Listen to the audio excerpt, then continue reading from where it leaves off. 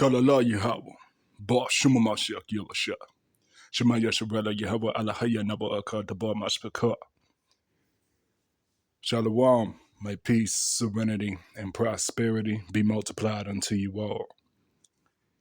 Now, I want to do a response to the video the Yak and Mark the Messenger did earlier today regarding this Eve that went ahead and jumped on social media and did a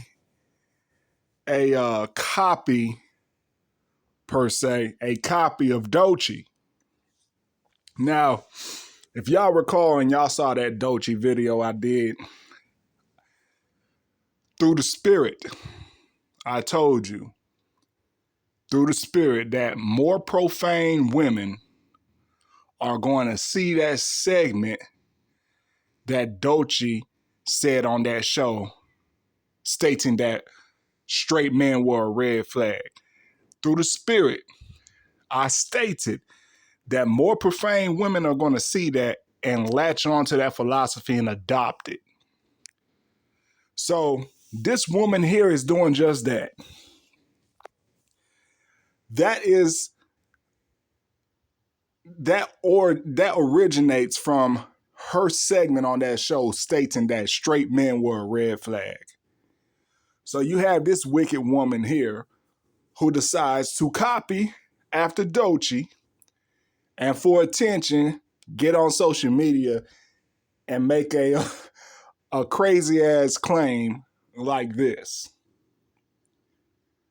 God-fearing men are the biggest red flag.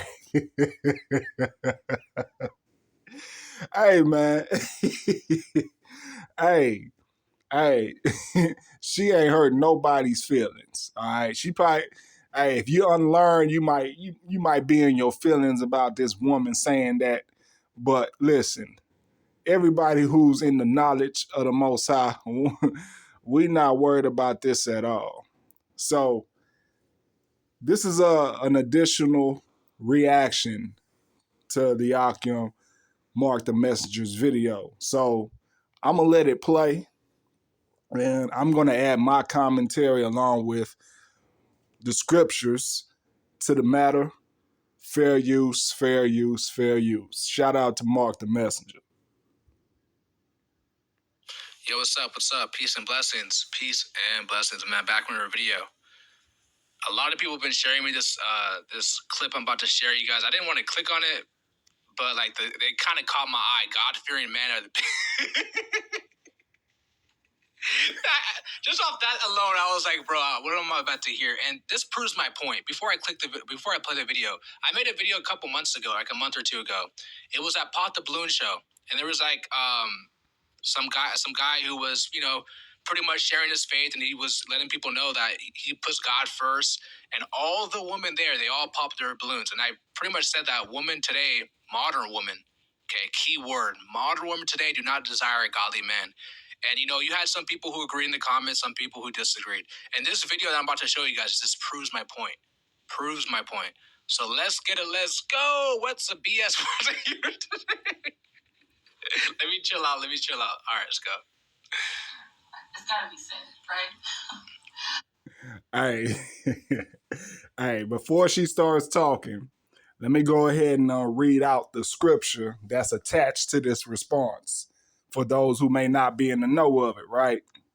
So this is the book of Sirach, chapter 21, verse 15.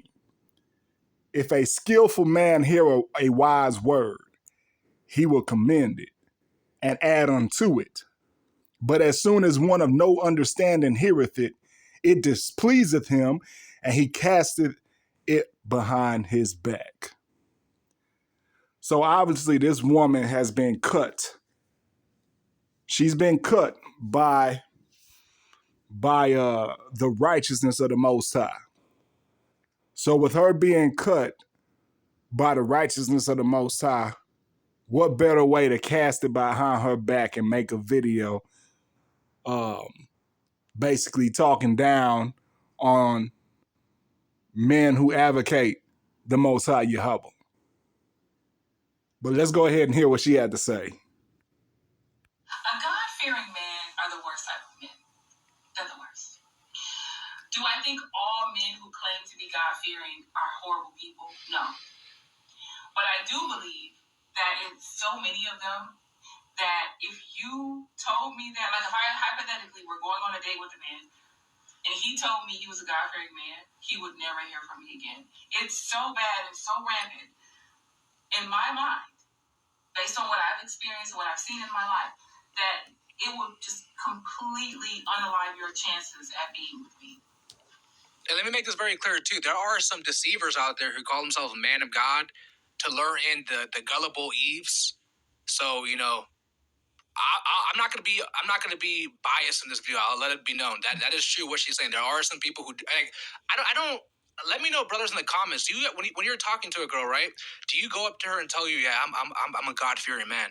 When I met my wife, I don't have to say that. She already knows because it's by your lifestyle. It's the life you live. That should show that you're a man of God. Now, actions speak louder than words. That's what I'm just trying to say. Yeah, let's go ahead and add on to that, right? This is the book of 2 Timothy, chapter 3, verses 5 through 9. Having a form of godliness, but denying the power thereof, from such turn away. So what Mark was talking about here, the men masquerading as men of truth, men of the Most High Yahweh. Yeah, you got plenty of them out here. And what do? Well, let's see what it says here in 2 Timothy. This is 2 Timothy chapter 3, verse 6. For of this sort are they which creep into houses and lead captive silly women, laden with sins, led away with diverse lusts. Verse 7, ever learning and never able to come to the knowledge of the truth. Verse 8, now as Jannes and Jambres withstood Moses, so do these also resist truth. Men of corrupt minds reprobate concerning the faith. So this woman fits that entire category right there. She's silly and she's led away with the diverse lusts.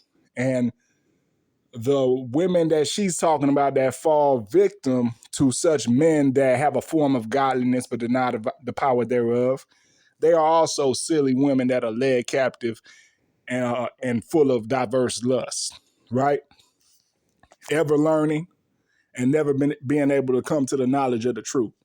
That's this woman here, being totally against the Most High Yahweh and talking down on advocates of the Most High Yahweh. She's ever learning, and she resists the truth, and she's reprobate concerning the faith. Now, verse 9 completely cuts this woman to shreds. It says, but they shall proceed no further, for their folly shall be manifest unto all men, as theirs also was. If we're going to see why here in a second, I'll let the video play a little bit more. But yeah, this woman's folly is being manifested to the world. And everybody who are fools just like her are going to jump on this same philosophy that's going to end up leading them to destruction. The Most High is going to destroy these type of people. The dude that I'm seeing is also an atheist. I'm an atheist. Full-fledged, full-blown, proud atheist. So see, that goes back to 2 Timothy chapter 3. She's led away captive because she's silly, and she's talking about her man is an atheist as well. Well, she's leading her ass away, ever learning, and never being able to come to the knowledge of the truth. So she's led captive, being silly, following after a reprobate man who don't believe in the Most High, while she says she don't believe in the Most High. A whole bunch of confusion and folly and foolishness. That's all this woman represents in her rhetoric here. Absolutely nothing anybody can ever say. Unequally yoked. So of course, her being with a man of God, of course, what she's about to say, it makes sense because she's an atheist. She doesn't believe in God. So of course, you can't relate to someone who's on the straight and narrow path, right? So this is just foolish. I don't know if this is just a skit, because nowadays you don't even know what's a skit, what's not. But let's go. It's gonna change my mind. Yeah, I'm gonna add on to that, Mark. Yeah, these type of people, her ass and her damn man, right? This is Psalms 53 verse 1, right? Psalms 53 verse 1. To the chief musician upon Mahalath Mashil, a psalm of David, right? The fool has said in his heart, there is no God. Corrupt are they, and have done abominable iniquity. There is none that doeth good. So they're corrupt and they're doing nothing but abominable iniquity. And if you already know what abomination is just something that's disgusting. It's so disgusting that if you need to fathom it, just think of a feces sandwich. That's what an abomination is. And that's what abominable works are, making a feces sandwich. That's what an abomination is. Let's get to it. I don't believe that any human being can ever know if God exists. That's not knowable, in my opinion. And you're just another human being like me who don't know shit. So you're not going to convince me. I tell people all the time, don't waste your breath. You're gonna wish you had those breaths later on down the road. I'm pausing the video a lot because I'm making this a teaching video, okay? And yes, this is more related towards men, okay? I want to let you guys know, if you're talking to a woman, right, courting her or whatever, if she can't be taught, okay, when it comes to you being, your role as a man of God, as in you're trying to instruct her through the word of God, things of that sort, then you got to run, bro. That's a sign of a rebellious woman, a woman who's disobedient. If a woman's disobedient towards God, she's going to be disobedient towards you. Okay, so you got to think about God is the one who's providing food, providing water, okay, making them breathe, giving them life. Okay, if they're unloyal to God, unfaithful to God, they're going to be unfaithful towards you. And this applies to a man or a woman. So that's the signs that people are going to look after. Yeah. Let's add to that, right? Let's add to that. So yeah, she over here talking her noise and bumping her gums, talking about, oh, you can't tell me about God existing and this and that. Yeah. Well, if that's the case, then why is your actions already scripted in our holy manuscript? Huh? Yeah, let's go ahead and call her out through the holy manuscript, right? We're gonna define this woman to a T through the holy manuscript of the Most High God that she claims don't exist, right? This is the book of Job, chapter 34, verse 29. When he giveth quietness, who then can make trouble? And when he hideth his face, who then can behold him? Whether it be done against a nation or against a man only. So Yahweh has hid his face from this woman because she's abominable. She is abominable, and she has delved and wallowed in a whole bunch of iniquity, right? So much iniquity that she talks down against the concept of a Most High God. So this type of woman is full of iniquity. She's an abomination, right? She's an abomination. And the Most High has hid his face from her. So that's why she can't grasp the concept of the Most High. Furthermore, we're going to jump down to Proverbs chapter 3, verse 32 to further identify and define this woman. This is Proverbs chapter 3, verse 32. For the forward is abomination to Yahweh, but his secret is with the righteous.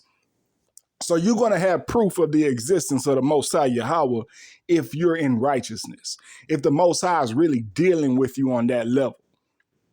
If he ain't dealing with you on that level, you just in darkness. You're in darkness like this woman on here getting her ass in front of a camera and talking all that shit. Yeah, that's what she's in darkness. She's abominable, right? Her and her man, they're abominable, and they're being lined up for destruction. Now, who's to say? She may have a moment of truth, She may have a moment of truth where the Most High reveals himself to her. We don't know. But from what we can see here spiritually, she's in darkness and the Most High ain't truly dealing with her like that. That's why she on here talking a whole bunch of noise. Now, to further add on to what the Mark said here, about a man being able to lead a woman and just that godly role and that godly order, we're going to go to 1 Corinthians chapter 11. 1 Corinthians chapter 11, verse 3. But I will have you know that the head of every man is Mashiach, and the head of the woman is the man, and the head of Mashiach is Yahweh. So yeah, if a man doesn't have Yahweh Shai as his head, then yeah, he's going to lead that woman into all type of folly and destruction, just like her man don't have Yahweh Shai as a head because he's an atheist. So they're going to be in all type of disorder, right? Why is she talking all this noise about any type of man who has any type of faith and belief in the Most High Yahweh? Why she talking noise, her very own man's helping her go down the path of destruction. And she's willingly going. Yeah. Yeah, man, let's go ahead and let it continue. You only got a couple more left. You're going to wish you had saved the breaths that you wasted on me trying to get me to believe in your God. Okay? Sorry. In my opinion, there's too much information out here. We have the World Wide Web at our fingertips. Hey, we don't give a damn about your opinion. See, that's the problem with these old worldly ass folks and these damn reprobates and these 2/3. That's the problem. We don't give a damn about your opinion. We ain't trying to hear your damn opinion because your opinion is rubbish. It's trash. It's doo-doo dung trash. That's what that mess is. That's what your opinion is. We don't give a damn about your opinion. It don't matter what you say. What did the Most High Yahweh say? Yeah. Further defining this woman, right? Yeah, she's marked. This woman's marked here. She's marked in the spiritual realm by the Most High. We get this here. Look here. And we marking her too. Doing this video, we marking this type of woman. We marking everybody who has this type of philosophy and doctrine as this woman. Look, this is Romans chapter 16, verses 17 through 18, right? We're going to further define this woman and dissect her very attitude and philosophy of foolishness. Now I beseech you, brethren, mark them which cause divisions and offenses contrary to the doctrine which ye have learned, and avoid them. See, we're not trying to deal with this type of person anyway. We don't want to deal with no type of woman that thinks like this and has this type of attitude. But she has the audacity and she feels like it's important enough to get her face on the camera and put it on the World Wide Web stating, oh, godly men are the biggest red flag. Ain't nobody looking for you like that. Especially if you talking foolish like this, man. Ain't nobody trying to deal with you. It don't matter how good you look. We not trying to deal with you. You talking crazy like that. Hey, our God told us to mark your ass and avoid your ass. Stay the hell away from us. Good. You want to follow Satan? You want to follow Satan?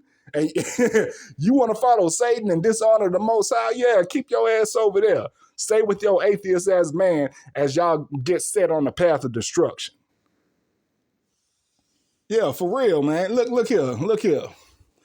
Romans chapter 16, verse 18. For they that are such serve not our Lord, Yahweh Shah HaMashiach, but their own belly, and by good words and fair speeches deceive the hearts of the simple. So yeah, she get on here giving this speech, this well-spoken speech, stating all her vain ass opinions, and deceiving others that are foolish just like her, especially other women that are foolish like her. Deceiving them further, right? That's what she getting on here doing, talking this nonsense and this abominable rubbish. On a daily basis. It's too much information out here for people to still be believing in this nonsense. It's too much information out here for women to still not understand the history of marriage. Why marriage was invented and made up in the first place. Not knowing and understanding. It was invented because it was not good for a man to be. I mean, but if I'm saying this to her, It's just gonna go in through one ear without because she's an unbeliever. All right. God created Eve because it wasn't good for a man to be alone, and God instructed Adam and Eve to be fruitful and multiply. That's what a marriage is all about: worshiping God. That's all what a marriage is about. A marriage, what we were taught at a young age. And some people were taught different, right? But marriages, you like somebody, you're together, you guys have a lot of intercourse, and that's pretty much it. But what they don't tell us about marriage, the only way a marriage could really last is if you guys are putting God first. And of course, no marriage is perfect. And there's no man of God who's perfect. Everybody in life is flawed. Okay, everybody has flaws. Everybody has, things that they got to work on with. Okay, so if you're expecting, a man or woman of God to be perfect and without sin, good luck. That's impossible, right? But so it's important for me to say this because people, they think of marriage in a carnal sense. Okay, like, and she's an unbeliever, so it is what it is. But that's what a marriage is all about, guys. You two coming together to worship the Creator in spirit and truth. Obviously, that's not just what it's about. You got to be fruitful and multiply. Now, some people can't. Some people are barren. Some people can have children. And that's okay too. So I'm not saying that you have to have children and stuff like that. But that's what a marriage is all about. Yeah, we're gonna go ahead and add to what you just said, Mark. We're gonna add to what you said. We're gonna see what the Most High has to say in a line with the speech that you just gave here, right? Yeah, because you everything you said was on point, but we're gonna let the scriptures talk too. So this is the book of Job, chapter 2, verses 6 through 10, right? We're gonna see an example of those marital struggles of no marriage being perfect. We're going to see a prime example of that through Job and his wife. And through this example, we're also going to further discern this woman to the left here talking this foolishness. This is the book of Job, chapter 2, starting at verse 6. And Yahweh said unto Shaitan, Behold, he is in thine hand, but save his life. So when Shaitan forth from the presence, excuse me. So went Shaitan forth from the presence of Yahweh and smote Job with sore boils from the sole of his foot unto his crown. And he took him a potsherd to scrape himself withal, and he sat down among the ashes. Then said his wife unto him, Dost thou still retain, Sirach? Dost thou still retain thine integrity? Curse Yahweh and die. So she had the same attitude as this woman during their little struggle that Job was going to when he was smart by Hashatan, by the permission of the Most High Yahweh, right? So she took on the very spirit of this woman here and told Job to curse Yahweh and die. And that's just the emotional nature of the woman. No matter how deep you are in truth, no matter how well your woman follows the truth, right? She's just gonna pop off at times. It's just in their nature of being emotional. She's gonna talk shit from time to time. She's gonna do stuff that's disorderly from time to time. And we see that here in this example with Job and his wife when she goes off and says some crazy stuff. So what was Job's response to that? Job's response further spiritually discerns this woman and her folly. What did Job say? This is Job chapter 2, verse 10. But he said unto her, Thou speakest as one of the foolish women speaketh. So this woman to the left here, she's a foolish woman. Job said, What? But he said unto her, Thou speakest as one of the foolish women speaketh. What? Shall we receive good at the hand of Yahweh? And shall we not receive evil? And all this did not Job sin with his lips. So the woman's not going to always understand the business of the Most High. That's why the Most High put an order, right? Hamashiach, the man, the woman, and that's the order. right? With the Most High Yahweh being the head of Mashiach. The woman needs leadership. She needs guidance, okay? Doesn't matter how intelligent she is, she's ruled by her emotions. So from time to time, her emotions are going to get her stupid. Her emotions are going to make her say some stupid stuff from time to time, and she's going to do some stupid stuff from time to time because she needs that guidance. And that's a prime example of that role from Job correcting his woman, correcting his wife, and reminding her of the Most High's business. He came to be. Not understanding that these religious beliefs are all made up. Like this stuff is made, none of this stuff happened. I was on a live last night with Sin G and Themis and Dog. It was Themis live, and Sin came up and Sin was leaving comments in the chat and stuff. And this was on YouTube. And Sin made a comment, and she was like, the moment the Bible told y'all that Sin, that's an interesting name. Sin is a I mean, I don't know if this is a skit, bro. Women came from the rib of a man, that should have like shut down religion in your mind right then and there. And I agreed 100% because when I was a child, I understood that babies come out of vaginas. They don't come out of ribs. We've never seen a man with his legs up in the stirrups pushing babies out of his ribs, out of his bum, right? Out of his peen, out of anywhere. This is a feminist, guys. Feminist is poison, bro. And if you look at the origin and history of feminism, it started with not even black women being feminist makes no sense. Look where feminism was stemmed from. Okay, when I see black women being feminists, guys, that's crazy, man. You know, now no one should be a feminist, obviously, but a black woman being a feminist, dang, man, that's sad, man. And you gotta understand, black people are under the curses. Okay, they're under their curses, man. So it is what it is. Men don't. Yeah, we're gonna add to that. So yeah, you know, that feminist rhetoric and that feminist agenda, man, it's nothing but another device of Hashatan, right?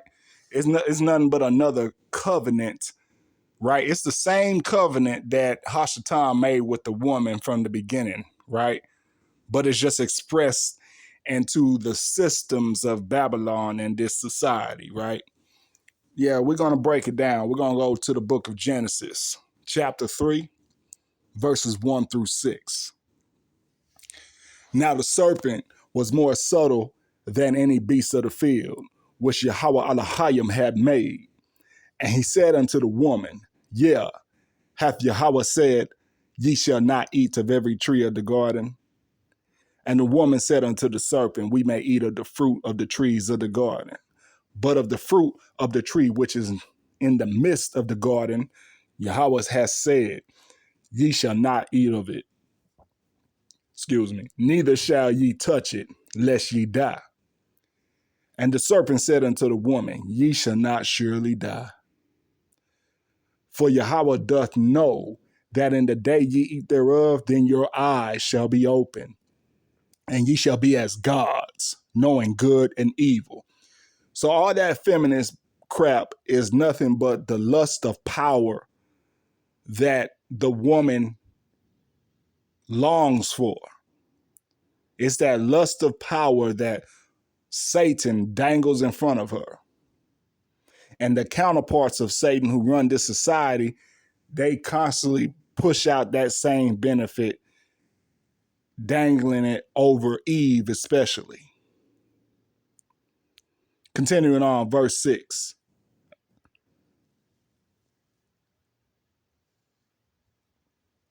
Verse 6.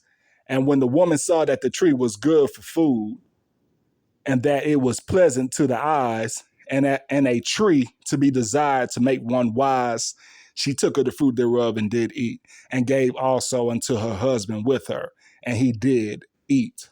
So everything that led to Eve doing what she did was off of carnality, carnal lusts, and the desire for power. Right? So much so that she ruled over Adam at that moment and made him do wickedly as well. against Yahweh. Birth to babies. But we've seen plenty of women doing that, right? So that alone should let you know right then and there. When I was a child, I used to have questions like, if Adam and Eve were the first people on the planet and then they had Cain and Abel, where did Cain and Abel's wives come from? And I would get silenced and told to stop asking questions. I would get in trouble. I got in trouble a few times because I kept asking the same question. You're being a smart mouth because you keep asking the same question. Well, nobody's giving me the answer, so this is not making sense to me. So in my mind, I knew none of this was real as a kid. I knew this already. I was not easily fooled. She's speaking seducing words. Yeah, we're going to call her out again. We're going to have her further discerned by the wisdom of our holy manuscript. Right? This is 2 Timothy chapter 3, verse 13. But evil men and seducers shall wax worse and worse, deceiving and being deceived. So she's deceived and she's further deceiving with this profane rhetoric she's talking. Right? Furthermore, we're going to cut her up some more and put her under a microscope. This is 1 Corinthians chapter 2, verse 14. But the natural man receiveth not the things of the Spirit of Yahweh, for they are foolishness unto him. Neither can he know them because they are spiritually discerned. So she's a completely natural vessel. She's not of the Most High. She's not of the Shamayam. She has no particular exclusive connection to the business of the Most High. Therefore, she cannot know it. He's not dealing with her like that, at least right now. From what we can see right now, the Most High is not dealing with this woman on that level to reveal such supernatural knowledge that's beyond the carnal and worldly realm.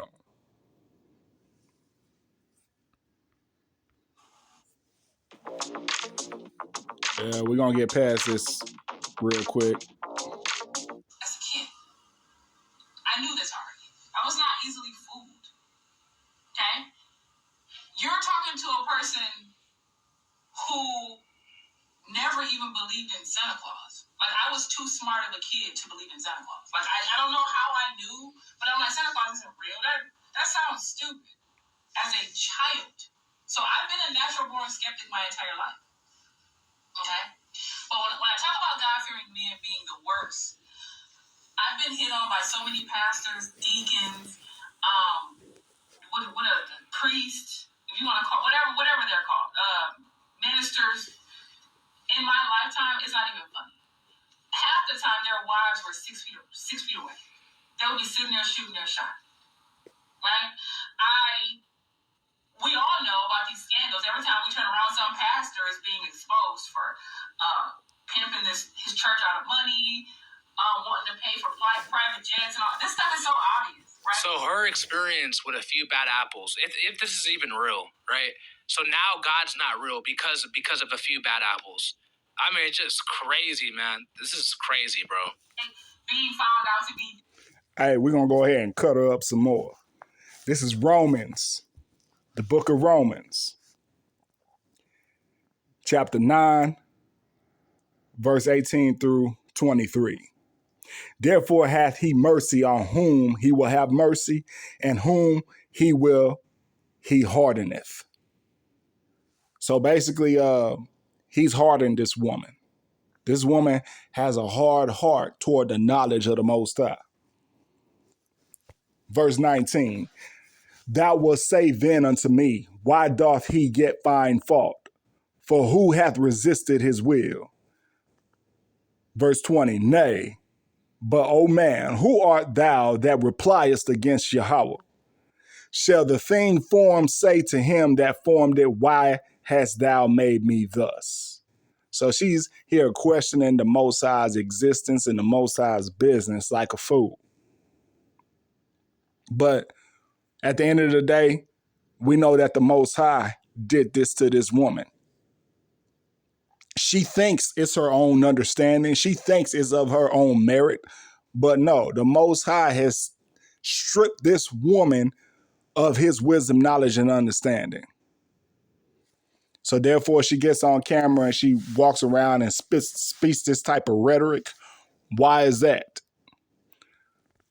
Romans chapter 9, verse 21. Hath not the potter power over the clay of the same lump to make one vessel unto honor and another unto dishonor?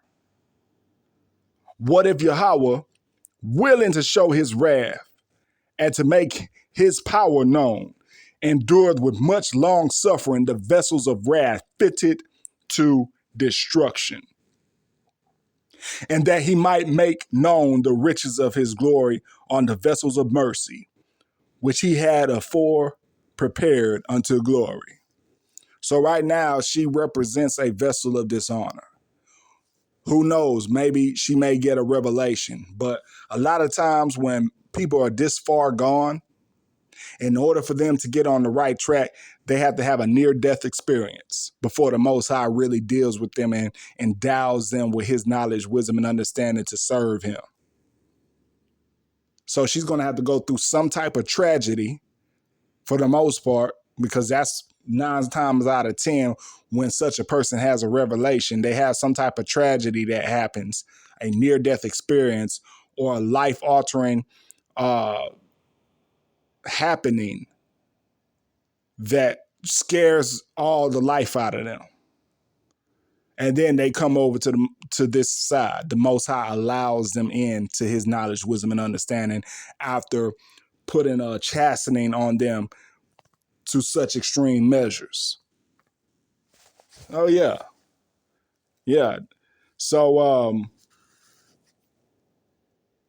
we're going to go ahead and let it continue here and see what the Akim has to say as well. Diddling kids, diddling little boys, right? Every time we turn around, every year, a couple pastors are found out. How many stories do we need to hear? Like, how many times do we need to find out about these God-fearing men whooping their wives' ass behind closed doors, blackening her eyes, or just knowing where to beat her? Because on Sunday morning, she's going to wear long sleeves and stuff, so he knows to beat her in her stomach. Stuff like that. You know what I mean? We hear too many stories. I know I do. So what about the stories of atheist men who do the same thing she's saying? Like, it's so crazy. Like, what? You can't just do nothing but laugh, man. Social media, you're paying attention. You hear too many stories. We know that this is happening. These are the worst men. And I say they're the worst men because they use religion to oppress women and to get you to be a dummy for them. Let me make that very clear, too. There are men, quote-unquote religious men, or quote-unquote spiritual men, quote-unquote Christian, quote-unquote Hebrew Israelite men who do what she's saying is true. They use religion to, because a lot of Eves are simple-minded. And, Eve is a weaker vessel, so she's easier to be deceived, easier to be misled. And Satan knew that. That's why Satan didn't go to Adam. Satan went to Eve. Okay, so what she's saying, there are men, wolves in sheep clothing, who, ravenous wolves who do come in sheep clothing to lure you astray, Eve, So that is true, but just because there's some few devils and demons, who disguise themselves as angels of light, disguise themselves as righteousness, but are really devils. Are you gonna just discredit God completely because of that? Most of those people are just Satan's children. Okay, so you're gonna completely have unbelief in God because of that. That's just crazy to me, man. So she's pretty much saying F godly man. F y'all. I'm rocking with the atheist, man. I'm rocking with the unbeliever. I'm rocking with someone who's a Satanist, because godly men are the worst. So she's picking the Satanist. I mean, crazy, bro, crazy. AKA submit. Let him pull the wool over your eyes. Let him lead you to hell, lead you to the clinic, lead you to an early grave. And that's exactly what her man is doing to her. Leading her to an early grave because they in darkness. So she's a hypocrite. She's speaking hypocritically as she tries to talk down on men who are advocates of the Most High Yahweh, right? Like, she's just so far gone and lost, it's stupid. So yeah, while she's talking about, a man leading them to damnation, leading them to an early grave, that's exactly what's happening with her, because she's a silly woman driven away with diverse lusts, as is said in 2 Timothy chapter 3. 2 Timothy chapter 3, verses 6 through 7.